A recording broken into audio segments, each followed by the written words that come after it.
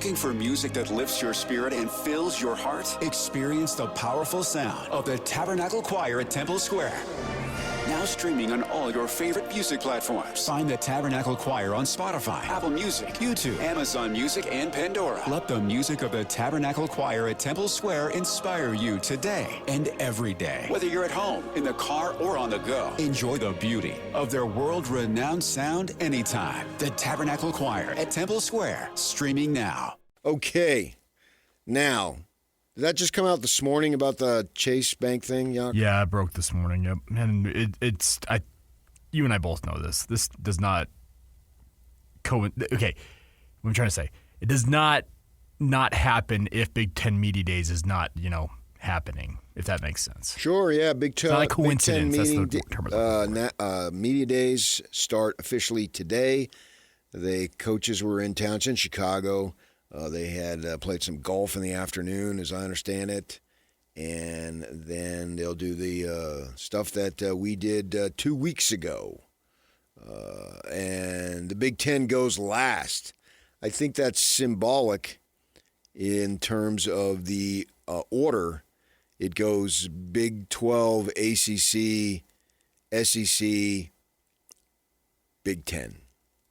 That's the way they do that. And because practices, like Weber, I think if you play August 29th or that weekend before. Week 0. Yeah, that you can start practice this week. Yeah, the Wildcats are having their first practice today. Yeah, they sent that out. And Eric Care's team getting ready to go. We'll see how they do. Wish them well in the Big Sky. So, yeah, it's a chance for the Big Ten to strut its stuff that we are the most important, most valued, best conference. And they're having a measuring contest between the SEC and the Big Ten there. And then I saw something with Nick Saban saying, it doesn't matter how many national titles you win, so you just keep moving the goalposts because they haven't won one in 3 years. Because I think we've got 3 Big Ten teams, Indiana, Michigan, and Ohio State winning the last 3. So all of a sudden now that doesn't matter. So who is the top dog? Well, those two have separated. And there was a thing that came out last week, New York Times, which I think that's connected to the Athletic. And so they've got a thing, part of their Ramblings and Tears series, evaluation across the sports about key players, front offices, teams, franchise, and much more. And how much would it take to buy your favorite college football program? Did you see, who was it, Josh Pastner? Got himself in trouble in Vegas. This is what this all stemmed from. He said, the teams want to bring an NBA team here. Why don't you just come buy the UNLV men's basketball team? And then he had to walk it back a little bit. I didn't actually mean to buy it. Yeah. Well, bring on the money. So, no surprise here. The number one, if the teams were for sale, the number one program at a projected price of $2.38 billion. That is more than Smith paid for the Jazz, isn't it? Yes. That would be the Texas Longhorns. It says here they routinely lead the country in revenue, and we're the only team to top $200 million in the most recent financial reports. No program came within $25 million of Texas in either of the past 2 years. Now, they haven't won a national title since 2005, but they did make the college football playoffs each of the past 2 seasons, and they are ranked, of course, among the title contenders this year. Go back and listen to what Riley Jensen said yesterday. He'll be on the show tomorrow. DJ's off this week, and Riley will be sitting in the rest of the week. He can't make it today. And he doesn't believe Sarkisian has what it takes to lead a team all the way. He was talking about not being authentic enough. And he's a mental performance coach and can deal with all that stuff to see what that means. As far as that goes, you can get that on where you listen to your podcast. So that's obviously an SEC team, right? Number 2, They have Georgia, another SEC team, at $1.92 billion. They've only had 5 losing seasons in the past 50 years. So we'll see. And then number 3, the aforementioned Ohio State Buckeyes. And they're going to get $15 million to wear a bank patch. And what, by way of comparison, the Monster drinks for the Big 12 is, because it's a conference-wide, I think it's $1.2 million. It was $10 million across the league. No, sorry, $20 million across the league. Yeah. But you're right. It comes out to about $1.2 million per program, per team. And Ohio State's going to get $15 million alone. Correct. And I don't know what the Big Ten is going to do, because you can do both. There's 2 shoulders, obviously. And so the Cougars will wear the Monster thing, and then this Entrada startup thing down in Utah County. How much are they going to pay? So it's logical to conclude that it's going to be nowhere near $15 million. Correct. So, yeah, because this deal that Ohio State just signed is considered the top end of all these deals so far. And so they're the first Big Ten team. Notre Dame at 4. Michigan at 5, Alabama. These are all in the billions. $1.7 billion for Alabama, $1.49 billion for Oklahoma, another SEC team. USC at 1.4. That's another Big Ten. Tennessee at number 9, 1.3. And Texas, Notre Dame, and Michigan are the only programs that reported. This came out last week. So when I say in the last fiscal year, it's literally the last fiscal year. Texas, Notre Dame, and Michigan, the only programs that reported more football revenue than Tennessee. So you got that going. And then LSU round out the top 10 at $1.2 billion. Who do you think is the top Big 12 team that they have on their list? As far as if they were for sale, you can argue that with the private equity, to an extent, they are for sale. Well, that answers that question. That would be the University of Utah. They do have them at 29th at $539 million. As I look down this list, 29th is the highest of the Big 12. Average football revenue, $77 million. Below teams like South Carolina, Minnesota, North Carolina, teams that clearly Utah can compete with and compete with well. Number 23, who they play in week 2, is Arkansas at $646 million. Average football revenue, $8.8 million. So Utah being there at 29, TCU at 30. So those are your top 2. And then they've got the next one would be Texas Tech at 33. Average football revenue, I think they average it over like 3 years, $67.7 million. And then looking down the list. So coming in at 4th in the Big 12 would be the Sun Devils at 40. Average football revenue of $53.1 million. Where's BYU? Everyone's asking that right now, in your car, whatever you're doing. They got Colorado at 47, Kansas State at 49, still no BYU. And then finally, coming in at 50th place at $43.7 million is BYU. Doesn't that seem low? It does, but if you look at that overall valuation, it shows them projecting having gone up well over $100 million in terms of their overall value, because they're now $500 million. They're $500 million. So you're quibbling, because Utah's at 539, right? Is that what it said? I believe so. So $40 million in the grand scheme of this, it's relative pennies. I know that sounds crazy to say about millions of dollars. What are you, DJ?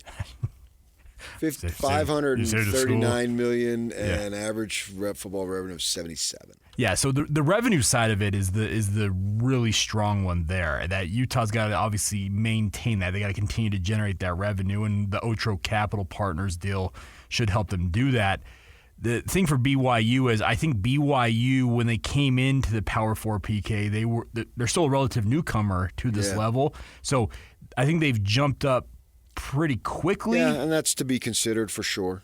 But the brand... They didn't even get full revenue, and the Utes did. And BYU's finally getting full revenue this year coming in. So we'll see. It should be okay. I'm interested to see where this goes 2, 3, 4 years down the line and see where those projections end up. Yeah, and they could be much higher, BYU, but is it you have the best house in a lousy neighborhood? Is that what you're looking at? Well, there's an argument to be had. Yeah, and is it location? Would you rather have the best house in a bad neighborhood or the worst house in a good neighborhood? Now, financially speaking, I don't think there's any question that you want to have the worst house in a best neighborhood, because that best neighborhood is going to rise up your value. There's just no doubt about it. When I first moved here in Utah, we bought a house. We were wanting to get a house before because the Tribune was paying for my moving expenses, and we didn't want them to move us into an apartment and have to use storage and then have to pay for the moving ourselves. So we came up here on a weekend, and we looked at about 20 houses. Your eyes are blurry at that point. And I found one. It was not even close to the best house, but it was right next door. It was kind of on a curve of a street, and mine was just a little tract home, 1,600 square feet. And right next door, the road changed, and it curved, and literally changed the name of the road. And the name of the road was far more prestigious than my address, even though it was literally right next door. The side of their house faced our backyard, and then that street, which then had sweeping views of the valley because it was on a cliff. We didn't have it, but the next door neighbors did, and so forth. And then it was a bunch of custom homes that were worth way more. And 4 years later, we put our house up for sale. Boom, first freaking day. And we're in a panic mode because we had nowhere to go. Hold on, it's supposed to sell this quickly. Yeah, no, I get what you're saying. Yeah. And so, fortunately, that it was an investor. Investors from Southern California bought the house, so we didn't have anywhere to go, and they just rented us back to us. So we owned the house, then we rented it back for about 6 months before we found a place to stay. But the point being, it was right next to some big-time custom homes. It was a small home, and we kept it up and tried to do the best we could. But the neighbors to our right, to the north, man, the prices went up and up and up. Boom. So the thing that I would be concerned about is where are we in 3, 4, 5 years for the Big 12? How much more are they going to fall behind financially? And that's the other side of this, PK. You probably saw yesterday that Protect College Sports Act, or say whatever they're calling that act of Congress that's in the Senate right now. They're now proposing the cap hit for programs, if as currently constructed this law goes through, would allow athletic departments, universities to pay somewhere in the realm of $50 million to their athletes. We are currently at 20. Yeah. And they want to push it to 50. And $50 million, the vast majority of G6 programs, their athletic budgets are at that number. So how many of those programs, Big 12, ACC, can step up and go to that number, whereas I think more of the SEC and Big Ten schools would be capable of that because they're generating that much more revenue coming in from TV deals and the like. Well, at these pre-Big Ten meetings yesterday, they officially get started today, Kyle Whittingham was talking about that, and I'll tell you what he said as far as NIL immediately, like now, what his thoughts are. I'll relay that to you next. Stay with us, 97.5, the KSL Sports Zone. Welcome back in. We're going college football heavy today. At the top of the hour, Mitch Harper, our KSL insider for BYU, will be with us for the entire 8 o'clock hour. We'll talk about the Cougars. And then 9 o'clock, we'll give equal time to the Utes. Steve Bartle, who does the same thing for KSL Sports. We'll be talking about the Utes for that hour as we look forward to college football. Camps get underway next week for them. We already talked about Weber State beginning their camp now. As they get ready, they open up, the 29th, somewhere in there, against Northern Colorado. Ed Lamb will have two locals being head coaches for both of those programs. Obviously, Ed Lamb coached at Southern Utah and BYU under Kalani Sitake. And we know what Eric Kerr did for Jordan and Corner Canyon. And so we'll be following those programs. That is 1 month from tomorrow, something like that. Yeah, man. Football is right around the corner. And Big Ten having their media days. So I was listening to Kyle. He was doing an interview yesterday. And he was talking about next year, NIL, some rosters will be $50 million. $50 million, man. Are these teams not those? And we know who they are, so we can suspect the teams, right? The usual suspects. Is it going to be like the Dodgers? Is that what we're going to have? Is it just going to be the ones who pay the most money? And $50 million. Who was it, that Seton kid who was at Colorado and then went to LSU? Jordan Seton, yeah. Yeah, and he came out, was it last week? $2 million is underpaid. Yeah. And then there was another video of him with his girlfriend with all these expensive handbags. You're sort of wasting your money on that. All these kids get all this money, and plus they got so many people hanging on. I can remember Matt Harpring told me when he made the NBA, one of his teammates called him up from college at Georgia Tech and asked him if he could buy him a car. Could he get him a car? Because he needed a car. And that's a ex-teammate. So you're going to have all these kids coming at you with so much money that you have and so many angles and $50 million. At what point, and this has been an ongoing discussion, it's nothing new really, at what point do we say enough is enough? At what point do you say enough is enough? Is there anybody out there, let us know, anybody out there who has said, I am done with college football because of the NIL? I like to think that I would say it. Now, I have a job, so that requires me to be into it, and it requires us to be into it. Even if I was frustrated and didn't want it and said, enough, I've had enough, I can't do it because I have to watch these teams play and listen to what their coaches and players say and then make evaluations on that. So it's impossible for me to say I'm out. But is anybody really out? Are you really out? I have my doubts. You can say you're out. You can say you're dismayed by it or bothered by it. But have you really checked out? What checking out means you don't pay attention at all. You don't care at all. You got nothing going on. I think we spend all offseason belly aching about the woes of the sport, PK. But once a month from now, when right, as they say, toe meets leather, we're all right back in. Right, we are. But I'm wondering the fans. I think we are because it's required. It's work. It's our job. Great job. But I'm telling you, I think the vast majority of college football fans, they're going to still stay. They're going to stick around. I agree with you. It's going to drag you right back in. Sorry. I agree. I told a story. DJ would remember it. Longtime Tribune writer, editor, Dick Rosetta. He's retired. Been retired for a number of years now. I understand he's having some health troubles. Our thoughts go out to him. I always enjoyed working with him. And so I go down. He retired. And I go down. I must have been BYU. They're playing, I think it was a Thursday night game in San Diego.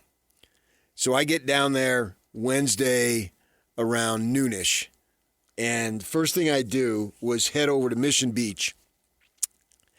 And I'm going to rent a boogie board and run out and try to ride some waves, right? One of my favorite activities. And there's that roller coaster there in Mission Beach. Many of you have been there. You know where I'm talking about there. There's a park across the street, and they have some rentals right there. So I get the board, and I go around the corner, and there's the Strand there, the sidewalk. And right there, I run into Rosie. And he says to me, "What are you doing here? It's on a Wednesday. What's going on? Why are you here in the middle of the week on a Wednesday in September, October? Maybe early October." And the point I'm making is he'd retired, and he had no idea that BYU was playing the next night against the Aztecs over there at the Padres ballpark, and the Chargers played there. They got the new stadium now. And so he had checked out. But he'd retired, and he'd been in the business for many, many years, 40-plus years, I'm sure. And then one time, I think DJ was telling me he asked another local columnist who'd retired to come on his television show and talk about the Jazz. And he said, "DJ, I have no idea. I haven't watched one game. So I'm not capable of talking about them anymore because I don't pay attention." Those guys checked out. But and they were in the business for many years, so I can understand that. But will the average fan, will this drive you away? $50 million for a roster. $50 million to just comprise a roster. How in the world are you supposed to compete with that? And I had BYU coaches tell me last year that Texas Tech's defensive line together was their entire NIL. Their entire NIL for their team. And they got hammered 63-14, was it? Something like that in the two games. Texas Tech got what it paid for. And then did you not take a little delight? I know you're supposed to root for the conference, but did you not take a little delight when they went and Oregon snuffed them? Didn't score a point? Did that drive a little satisfaction to you? I bet it did. Here's the deal with college football. It is tribal as anything in sports, and yeah, we spend months and months about it's ruining the sport, but as soon as the games are on, we're all tuned in and we're all rooting on our team. Yeah. Oh yeah, for sure. Yeah. Yeah. And at least in the conference season, I guess you got to put Texas Tech aside. Are we now putting BYU aside?